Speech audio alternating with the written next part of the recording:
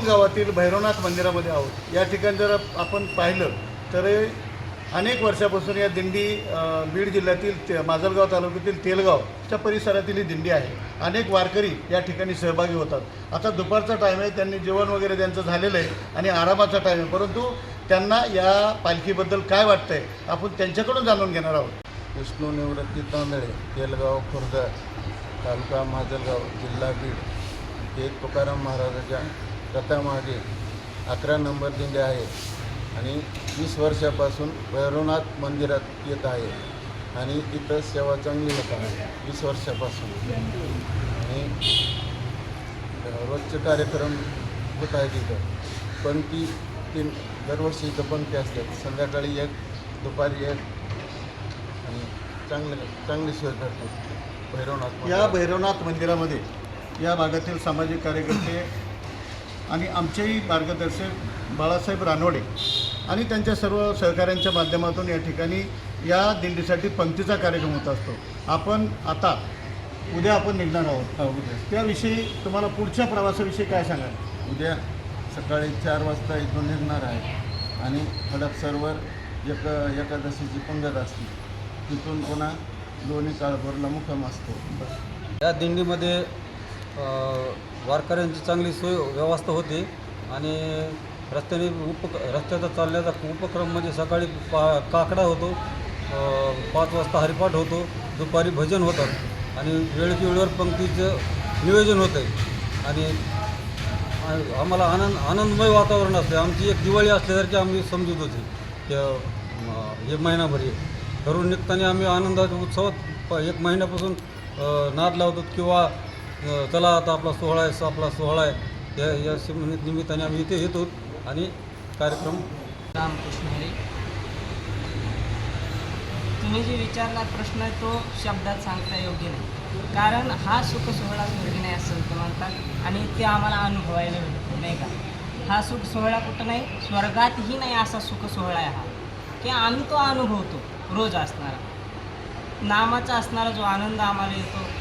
की आता बघितलं आपण तुकोबरायाचं प्रस्थान झाल्याच्यानंतर पाऊस चालू होता, पण ते पावसाचे जे थेंब होते ते फुलाचा वर्षाव असणारं वरुणदेव आमच्यावर करतात की काय, असा आमचा अनुभव आहे काय। ते पावसाचे थेंब आम्हाला फुलं पडल्यासारखं वाटत होते, असा आनंद असणारा आम्हाला येत होता। आणि आमची दिंडीचा असणारा जो नंबर आहे तुकोबरायाच्या पाठीमागं रथाच्या मागं 11 नंबरच्या आमच्या दिंडीचा नंबर आहे आणि खूप आनंद आहे। सर्व असणारा म्हातारे असो वृद्ध असो सगळे असणारे असे चालतात की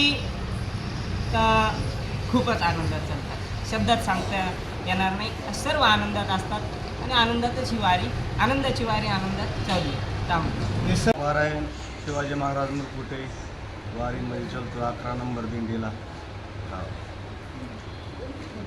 रामकृष्ण। आपण ते सुरू करा। सदा नाम घोष करो हरि कथा, सदा नाम घोष करो हरि कथा। आतन सदा चित्ता समाधान समाधान, तेने सदा चित्ता समाधान। सर्व सुख ल्यालो सर्व अलंकार, सर्व सुख ल्यालो सर्व अलंकार।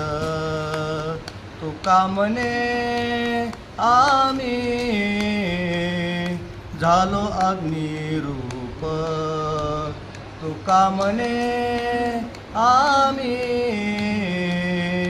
झालो अग्निरूप।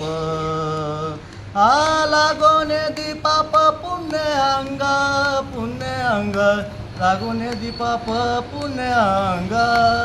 सर्व सुख ल्यालो सर्व अलंकार, सर्व सुख ल्यालो सर्व अलंकार।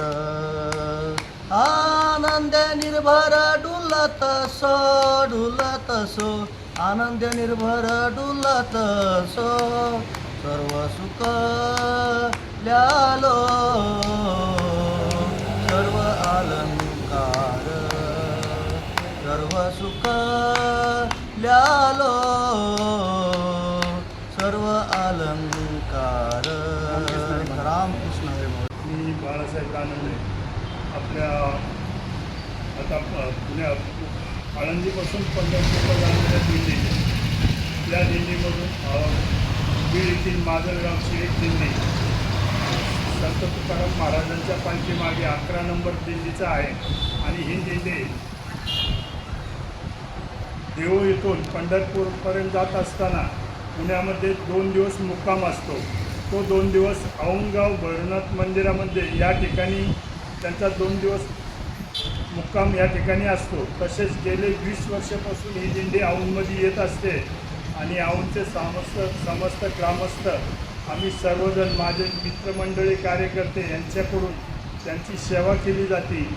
तसेच 3 टाईम अन्नदान केलं जातं या ठिकाणी.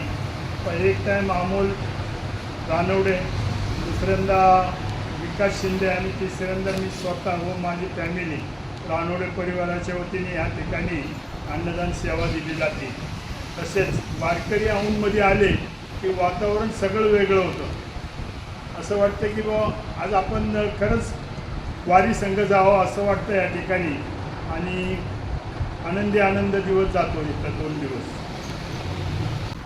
20 वर्षाची परंपरा या रानोडे परिवार आणि असणाऱ्या या औंधगाव ग्रामस्थांनी या ठिकाणी जपलेली. दिंडी आल्यानंतर त्यांचा असणारा जो काही व्यवस्था आहे ही सर्व मंडळी मोठ्या पद्धतीने या भैरवनाथ मंदिरामध्ये करतात आणि कशाचीही तमा न पाळता त्या वारकऱ्याच्या अंतरी सर्व सेवा या ठिकाणी करत असतात. म्हणूनच आपण या ठिकाणी त्यांनी आधी दिलं संत दर्शनाचा त्याप्रमाणे या औंधकरांना मुक्ती आल्याशिवाय राहत नाही. आता आपण या ठिकाणी थांबलो. तोपर्यंत पाहत राहा महाराष्ट्र न्यूज आणि युवा नेता औंधगाव पुणे.